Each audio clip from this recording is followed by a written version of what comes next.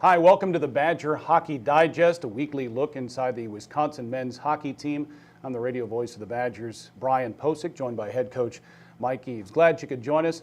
Well, Wisconsin, through 10 games this season, has played 6 games decided by 1 goal. Another has ended in an overtime tie. And Mike, I think fans are on the edge of their seats watching your team play so far this season. What's it like as a head coach?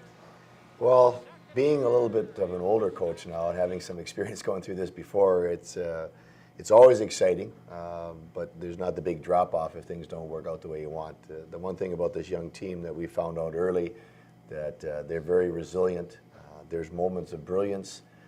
There's moments where they look like freshmen and sophomores, but all in all, we're moving in the right direction, and the nice thing about this group is they are tremendously hard workers, and so they come back each and every week, and they look forward to getting better and want to get better, and they're willing to give that effort to get better. So that's fun to be around. Yeah.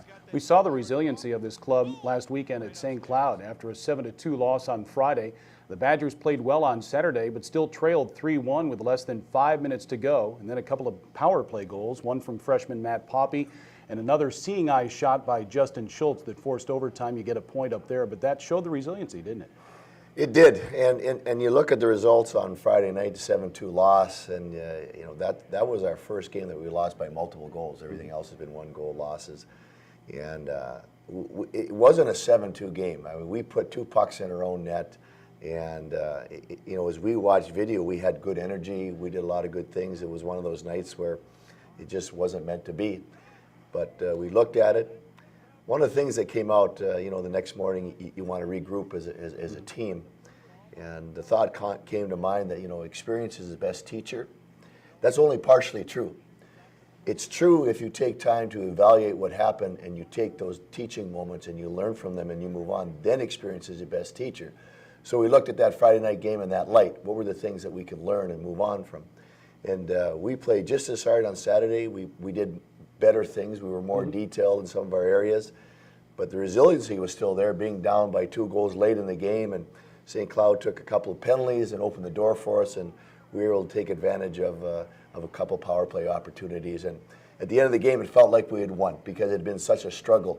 Sometimes it seems like you're biking into the wind all weekend, and we got a little reward for our hard work at the end of the weekend. Yeah. I mentioned Justin Schultz with a game-tying goal on Saturday. He had 3 goals on the weekend. He's the leading point getter among defensemen in the country, a Hobie Baker Award finalist a year ago. Bob Motzko, the St. Cloud State coach, after the game on Saturday last week, said that Justin Schultz is the best player in the country. That's high praise. Well, he comes back as being voted the best defenseman in the country last year, and I think Justin is starting to find his groove a little bit again. I think early in the season, coming back, having the success that he had last year, being one of our captains, I think he was trying to do too much, and now he's settled in, and he's a special player. I mean, both goals he scored on Saturday were very special. Great hands, getting to space, and you know, he's fun to watch. And I think Bobby even talked to him in line and congratulated him on coming back to college hockey and letting people have a chance to watch him play. Justin Schultz, one of 2 assistant captains on the Wisconsin Badgers this season, the other Ryan Little. The team captain is junior defenseman John Ramage. It's time for our player focus, and today we featured John Ramage. And here's Ashley Hearn.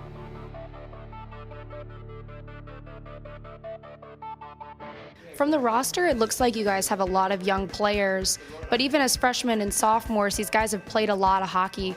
How has that experience helped you guys develop as a team? I think right off the bat, just allowed coach to install some systems, and guys picked them up right away just through their experience through junior hockey and up. So I think that playing experience has really helped us grow as a team. A lot of people talk about the negative aspects of being a young team, but are there some positives as well? Yeah, I think having a young team, it also kind of brings us together closer. Everyone's around the same age, and you just kind of get along a little bit better and just gel together right away. What has it been like bringing all these guys from different places together, and how have you guys gelled as a team? It's quite an experience. You get to meet guys from all over the country, and they all have different cultures, and it's kind of neat the way they look at hockey. And you guys have guys from like Virginia, and then you have guys from Minnesota, which is a huge hockey state. So it's pretty neat to look at that.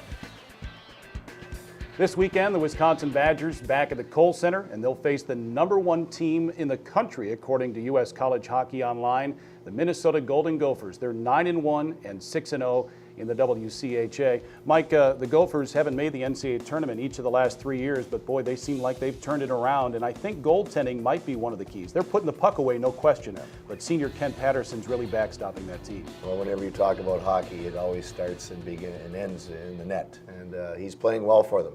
Watched part of their game this past weekend against North Dakota. He's making the saves he should and stopping a couple that maybe he shouldn't. So he's giving them a chance to be successful. And it's always fun playing the Gophers, whether it's here or up at Mariucci, isn't it? It is. I mean, it just we have guys from the state of Minnesota, and that always kind of spurs the rivalry a little bit.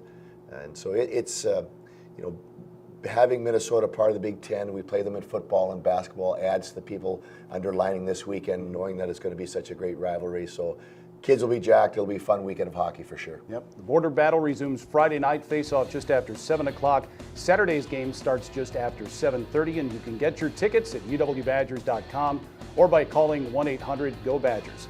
Join us next week for the Badger Hockey Digest.